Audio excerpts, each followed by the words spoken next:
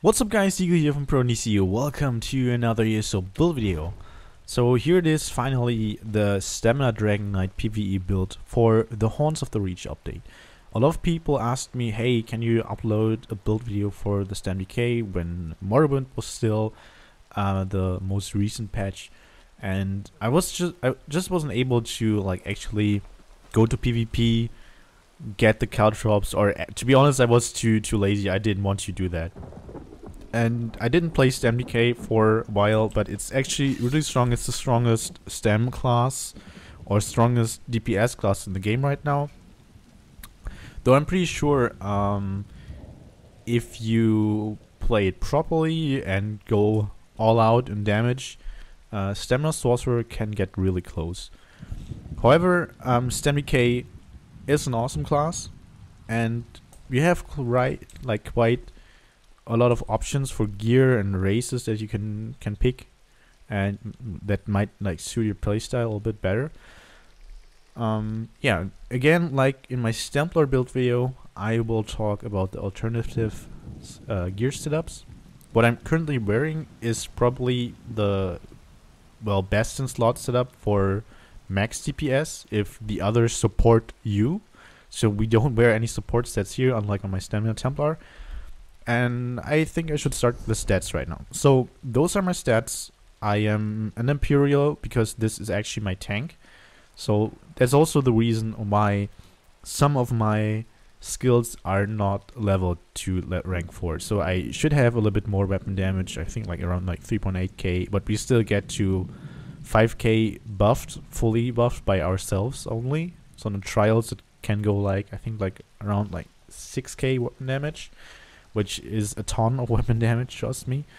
And yeah, Imperial, good race for tanking, so it's not too bad because StamDK doesn't have that many issues with sustain because of his passives and because we do a lot of heavy attacks. So Imperial will give us 18k health, and we use 7 pieces of medium armor. Usually you'd sit at 16.2, so that's quite a big of a difference. And we should actually have a little bit more than 36k stamina. However, a lot of my gear is not legendary quality yet, so I should get a little bit more stamina from the enchantments, and even not from the set bonus, but at least from the enchantments. So 36k stamina is what we actually have. 57.5% weapon crit unbuffed, so 67.5 buffed. If you're Khajiit, it's even higher. So Khajiit would, I think, be the best race DPS wise, but it's not very far from Imperial and also from Redguard. Redguard and Imperial should actually have the same damage because they both have 10% more max stam, and nothing else influences, from the racial passives at least, the DPS. And one of our best stam DKs in our guild is a Redguard. So if you're a Redguard, don't race change to Khajiit. You don't need that. Though Khajiit in a well-organized group should be able to out DPS a Redguard, I guess. Warrior Stone, max health, max stamina, food. Regular stam recovery, fully buffed. We're sitting at 4.5k. And if you proc the weapon damage enchantment, it's 5k weapon damage just by ourselves. So let's get into gear. For the monster set for boss fights, we currently use Velodreth. I don't have a divine shoulder. I am trying to get this shoulder, but now we have 2 additional shoulders. And it's even harder to get a medium divine shoulder from Velodreth. I have one on PS4, but well, whatever. So Velodreth gives us weapon damage, and you get disease spores. They are really good for a single target, and they you can hit up to 3 different targets. You get 3 spores.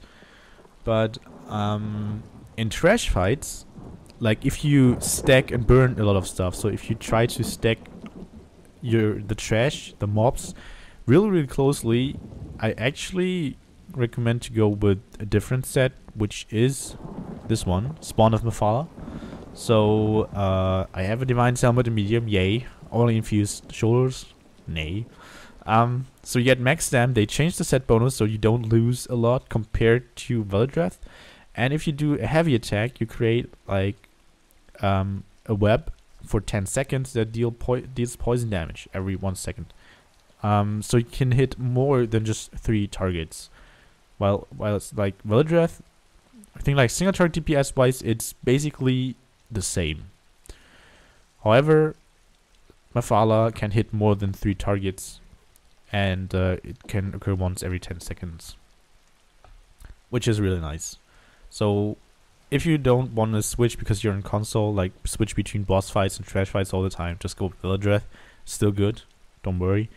And if you have like dressing room, which is this add-on here, where you can like save certain setups, skill setups, etc. You can swap between fights. So no, not skills. So these are the monster set options that I personally recommend. Don't go with Krak, you might overpenetrate in some points. And also in certain boss fights you don't really hit the boss, because if the hitbox is weird, you might miss sometimes with Krak. So the first 5-piece set that we use... Did someone actually arrive? Someone actually did. The first 5-piece set that we use is Hunting's Rage. So we have 5 pieces of Hunting's Rage here, all divines. And I have 2 daggers. I have an infused one on the main hand, as usual with the poison damage enchantment. And then I have a Nirnhound one here. Well, Nirnhound gives you a bit more damage. It's not a lot. It's like if you count in all the buffs, I think it's 60 or 70 more weapon damage. Around that, fully buffed, which is not that much. I'm still not sure, because like our crit chance is already relatively high. If a precise weapon with 3.5% more crit chance will give us better results. I think Nirnhound is a little bit better, but I'm not sure. I cannot confirm because I don't have a precise Hunting's Rage dagger. I have Berserker enchantment here, so 348 more weapon damage for 5 seconds. Then we have an infused Maelstrom bow. Actually, like in my Stamina Templar video, I only saw, like I only showed, where is it actually? The sharpened one. I thought I only have a sharpened one and a defending one, and it turns out my inventory inside didn't update because I haven't logged onto my, my bank character, my level 3 Stem Sork. And he actually had a lot of Maelstrom bows in different trades. So I have a decisive one. I had an infused one that I just upgraded. And infused is actually not too bad because it increases the effect of the enchantment by 30%. So we get 245 weapon damage instead of 189, which is nice. Nirnhound would give us a little bit more weapon damage, I guess. Not by a lot. But we still get a bit more damage on our tick of volley, or like endless hail in our case, while we're on the back bar. Like infused doesn't carry over to the front bar when you switch. That's why we have the infused weapon here, because it actually affects the endless hail on the front bar. So infused on the main hand is a must-have. And yeah, so infused is good. Sharpened would probably be a tiny bit better, but I don't like in trash fights only, not in boss fights. In boss fights we overpenetrate with sharpen. However, I don't want to swap around all the time. Then the other 5-piece set that we wear is a Vicious Serpent. So the Vicious Serpent set, you can get that in all Cracklorn trials. You don't even have to do hard mode. You can get the gold jewelry by regular vet. Just run one of these trials a couple times, and then they can give you the gear, and then you can go in there in normal mode and just farm the gear pieces. Oh no, get the jewelry in veteran, of course, in gold, and then go in normal mode and get the gear pieces. So we get weapon crit 2 times, same as Hunting's Rage. Then we get Minor Slayer, 5% more damage against enemies in trials. Then actually like 129 weapon damage if it's gold. And we have 8% cost reduction on stamina abilities, and we get back 2100 stamina if we kill an enemy, which is nice. So for sustain, this set is really good, and we get a lot of weapon critical chance, some weapon damage, and these two combined give really good stats. So we use this only if we have other people supporting us. So now we get to the alternative gear that we could wear. So what do others have to wear to support us? I mentioned this because people ask, like, I don't have this set, I don't have that set, what could I wear? And I will give you some options here, because if you don't want to go full damage, you can actually support others by wearing this one of these sets. And one of these sets is Thunder Flame. So we get max stam, weapon damage, weapon crit, and when we deal damage with the fully charged heavy attack, we deal additional flame damage, which is good under decay. It's a proc set, so it cannot crit, but we also reduce the physical resistance of the target by for 8 seconds by, well, if its goal is 3.4k. So that's actually a lot. That is one option. Another craftable option is Night Mother's Gaze. So Hunting Rage is craftable. The other option is Night Mother's Gaze. So if you want to support the others, Night Mother's Gaze is the way to go. Weapon crit 2 times, same as Hunting Rage. Then weapon damage, we don't get max stam, but when you deal critical damage, you reduce the enemy's physical resistance by 2580 for 6 seconds, which is also really nice. So we already have like more, like almost 6k penetration just because of Thunder Flame at Night Mother's Gaze. Then also our tanks have like Crusher enchantment, stuff like that. Another set that also supports a little bit, mostly stam decays because we have 3 poison abilities, but also is really good for damage on stam decays because it gives us a lot of weapon damage, is Morak Tong. Oh my god. Okay. Morak Tong gives us weapon damage 2 times, max stam, and when you deal direct damage, you cause the enemy to take 10% more damage from all poison damage abilities for 5 seconds. Doesn't have a cooldown, and it's really good for the stam decays to support their damage. That's also an option that you can wear, like instead of Vicious Ophidian, go Morak Tong. Yeah. Morak Tong. What else? So, like, this is one set that actually only the tanks wear, but I also mention it because it's a possibility. That's the Powerful Assault set. So Powerful Assault gives us max health, stamina, weapon damage, and when you use an assault ability, you increase the weapon spell damage of up to 4 friendly targets by about 160 for 15 seconds. And this activates off of either Vigor or your Caltrops. And we cast Caltrops every rotation, so we have 100% uptime on this. It's also quite nice to get some more damage from this, and we get some more health. But I think like the health would be overkill on, well, at least on the Imperial Dragonknight. I'm not sure. Is there another set? So these are the sets that you usually wear.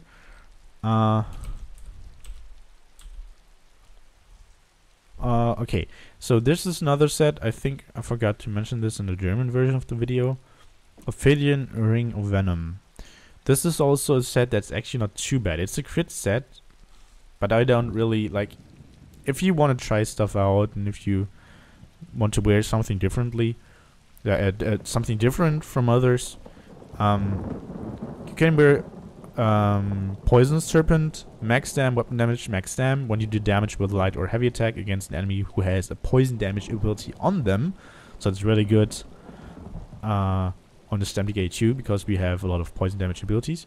You have a 50% chance to deal an additional 4,300 poison damage. This effect can occur once every 1 second. Well, we don't do damage every second, so it's not as good anymore. I think it used to have a 2-second cooldown, but had double the damage, but a 25% proc chance.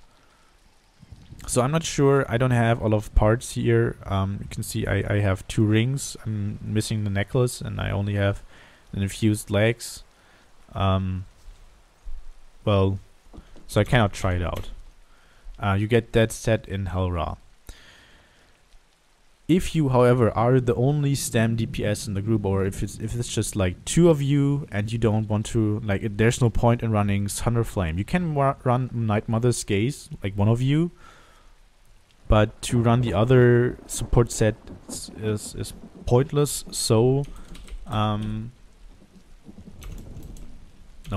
what's it called? Twin.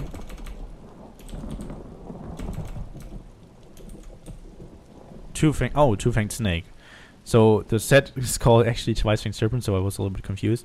So if you're the only one or one of 2 and you don't run support sets, or your group is not running Alkosh, you can run Two-Fanged Snake. So Two-Fanged Snake gives you weapon damage, max stam, weapon crit, and when you deal damage, your penetration increases, and this can stack up to 5 times.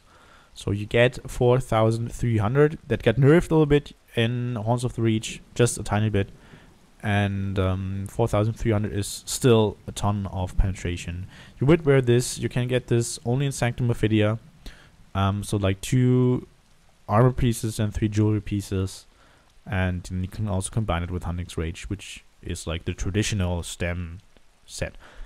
However, if you don't run a lot of trials and you want something with penetration for dungeons, you can go with the Spriggan set. This gives you, if it's gold, I think 3,450, if I remember correctly. In purple it's a little bit less. If you wear it, like, you can buy it the guild vendor, but you can also like farm it in Bankurai, if I remember correctly. I'm not entirely sure anymore. But this would be a replacement. For VMA, I don't have any like real recommendations. I guess like you can wear this setup, but I don't know like if you can actually sustain this in VMA without heavy attacks and stuff like that. So it's basically it for sets that you can wear. I think there's a different set for Stamplar and Stam Sorks. I forgot to mention that in my Stamplar video because I totally forgot about that. This is this set here, the automaton set. Gives you web crit, max damage, and adds, if it's gold, 400 weapon damage to your physical damage abilities. So if you want to go full damage, you can wear this. The only ability that does not get buffed is your poison injection on the Stamplar, on the Stam Sork. So I really want to farm this and actually, yeah, try out that set. Could be nice. This is Artu, by the way, one of our healers. Nice guy. So yeah, that's it for sets. Let's have a look at skills. So for skills, like, it's a little bit situational. So we have Rearming Trap here because of the passive of Fighter's Guild. So we have Slayer, which gives us 3% more weapon damage for each Fighter's Guild ability slotted. So we have this one and this one. This one is not leveled. It should actually, like, this one passively increases our weapon damage by 2% on level 1. It's 5% on level 4. So I just have to level this skill. We get minor force here, 10% more crit damage. And this is a really, really good ability. And the dot itself is also relatively strong. Then we have Rending Slashes. Rending Slashes is bleed damage, ignores resistances. So, because we have a lot of penetration from our group, it's not as effective anymore. And in some cases, I would swap it out for Noxious Breath and swap in another ability. But I will get to that in a couple seconds. Then we have Venomous Claw. Venomous Claw is an insanely strong ability. Yeah, my food ran out. I was just like wondering why it was so low. Okay, 17.6k over 10.5 seconds, non-crit. That's, well, basically 1.7k damage per second from this. But all the second part, the poison seeps into the target and deals increased damage. 12% more damage every 2 seconds. So this gets even stronger. Venomous Claw is really, really strong. This is our first poison ability. So an ability that gets buffed by Morak Tong. Then we have Deadly Cloak. I don't think that I actually have to explain that. It's nice damage, and you get 25% damage reduction on, well, AoE abilities. Then we have Noxious Breath. Noxious Breath is really good in trash fights, because at some points, like if the tanks want to stack certain enemies, they use the range taunt and like run away to like pull ranged enemies, because in trials usually you cannot use chains to like pull enemies to you. So Noxious Breath is really good, because if tanks cannot use the melee taunt, it will apply Major Fracture to the enemies. And also the dot is quite nice. And for example, at the third boss of VHOF, DKs have a little bit of a problem with burst. So they have really good like consistent damage, and the damage is really high. But if you need to do a lot of damage in a short time, like even Magic has more burst. I was able to get like to almost 70k on the Mag Zorg on burst at the third boss in VHOF, at the Arcustodian, at the first when the boss went down for the first time. Here on the DK, I'm getting between like 52, 55k, which is not bad, but it still could be more. So what I would do is like swap out Rending Slashes, put Noxious Breath here, because at some points the tanks won't be able to actually damage the boss, and then swap in Rapid Strikes, or well, either morph of the Hidden Blade is really good. One just deals a little bit more single target damage, the other one deals more AoE damage, but I would go with Rapid Strikes. I think it's more DPS, just a tiny bit, and I would spam Rapid Strikes and like put down my AoEs, put down my dots, and spam Rapid Strikes in that particular fight. So we have this here, the wheels. Okay, then we have Flawless Dawnbreaker. Flawless Dawnbreaker, we only have it there because it passively gives us more weapon damage. I think the owner of the house actually showed up here. And also in some situations we need an AoE ultimate. And Dawnbreaker is not too bad for that, because it also deals damage over time effect. For actually single target, we have Ballista. This skill is really good for single target, only costs 175 ultimate. I will also keep this one in VMA. However, people will probably wonder like, why don't go with Standard of Might? The thing is, Standard of Might lasts for 17 seconds. And people will say like, yeah, that's good because it's really long. Well, it increases the damage that we do by 15% and reduces the damage that we take by 15%. So that's also actually really good. But in a lot of situations, the boss won't like stick to one position for the whole 17 seconds. And that makes it really, really hard. And I personally feel a lot more uncomfortable with Standard of Might in my rotation compared to Ballista. And I made a ton of tests back there on PTS, like at least on the skeleton, this damage is about the same. I don't get more DPS by using Standard of Might, which is really weird. Well, actually not, because like this one costs 250 ultimate, this one is 175, so we can cast this one more often. And for example, at the Assembly General in VHOF, at the final boss, the damage, at least of our group, is so high that I need to cast the Standard of Might before the second arm actually gets destroyed. Otherwise, the Assembly General will just walk out of my standard, and I will only damage AoE damage the ads there that we pulled into the middle, which is kind of an issue because the Standard of Might does flame damage, and the actual flame damage is really, really low. So personally, Standard of Might is an option, but very situational. So then we have Caltrops on the back bar, really good damage over time effect. You have to get 200,000 alliance points to unlock it. Yeah. Then we have Molten Armaments, almost 40-second buff that increases our heavy attack damage by 40%. Really nice. Then I have Flames of Oblivion here. So this is actually a flag spot. You can put Vigor here, you don't need Flames of Oblivion. The damage of the skill is really nice. So if you can go like all out on damage. Put Flames of Oblivion here. If you need a little bit of healing, you can put Vigor here. You also have the option to swap out Noxious Breath and put Flames of Oblivion on the front bar and go with Vigor. It's also an option. Because the thing is, Flames of Oblivion, even though it's flame damage, the damage is actually really strong. And it's a Magicka ability. So if you have a Magicka ability in your rotation, you need less stamina and you have better sustain that way. But it's completely up to you. And I have like basically every skill in my rotation if I want to go all out damage. Then we have Poison Injection. This is the third poison damage ability that gets buffed by Morak Tong. Really good single target damage skill, especially in execute range. Then we have Endless Hail, the skill that activates our Maelstrom Bow enchantment.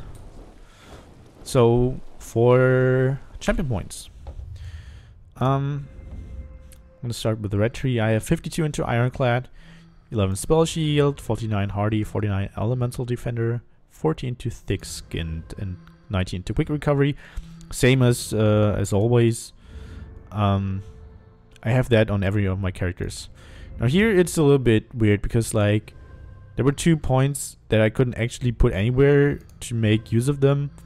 We have 37 here into Warlord, 2 into Sprinter, 43 into Mooncalf. Actually I should take some points out here, take the 2 into Arcanus because they don't affect my stats because it's 0.6%. And put some more points maybe into Warlord or into Tumbling, I guess. Then I have like 76 into Tenacity. So what I would actually do is like go to 9% Mooncalf and put some more points into Tumbling. I think like 28 or so, and then 40 into Shadow Ward.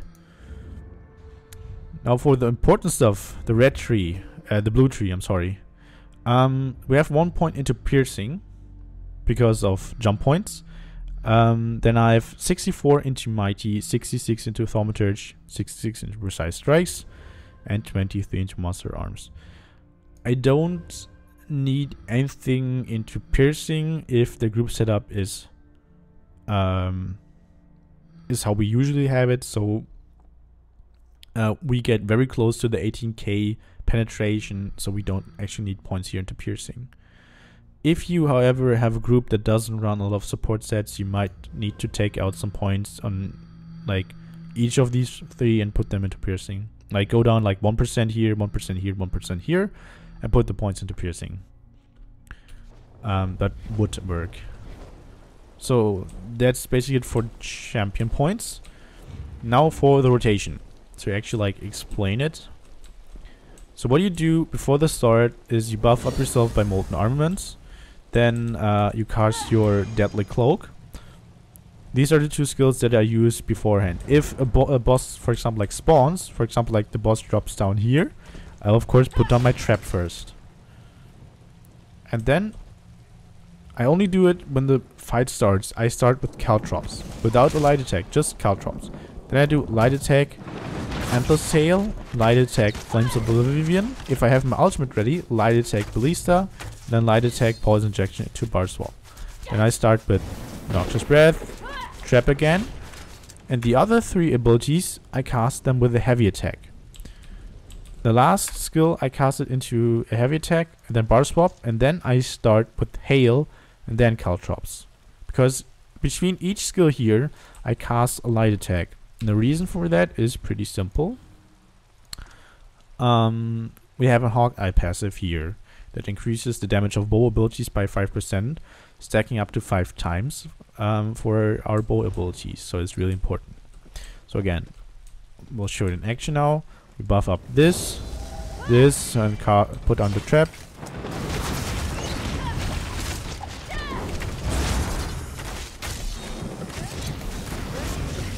Now heavy attack in these skills.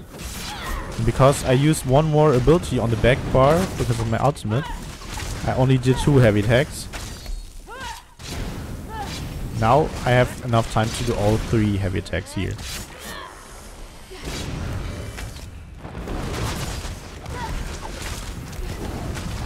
So make sure if you have if you cast one more ability on the back bar, for example your ultimate or your molten armaments, that you can only do 2 heavy attacks and cast the last ability again with a light attack and bar swap cancel it. So yeah, that's actually pretty much it, I guess. I don't think that I forgot to mention anything. If I did, I'm sorry for the noise outside. I'm pretty sure you hear that stupid car. If you don't, then that's good. Anyway, I think that's pretty much it for today, guys. If you have any questions, feel free to ask in the comment section down below what you want to know. I will happily answer your questions. And if you like the video, hit that thumbs up button. And if you don't want to miss any more ESO content, just hit that sub button. It'd be really nice. And I hope you tune in the next time too. So hope to see you there. Until then, bye bye.